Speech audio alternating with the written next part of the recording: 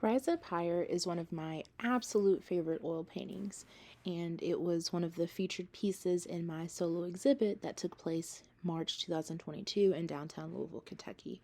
So, what I've decided to do is to take my favorite section of the painting and turn it into a clutch. I start off by uploading a high quality image, adjusting it just so for the front side, and now I'm working on the back side. I double check the dimensions to make sure that the image is the same on the front and the back. And then once I get that hammered out, I look at some of the mock-ups, I order some samples, and once I decide that I love the quality, because as soon as you get this bag in your hands, you're like, oh snap, this is nice, right? I get busy with deciding which additional styles I want to do. These bags are made out of vegan leather. They have a small pocket on the inside and they have black lining. All of my bags also feature a white zipper.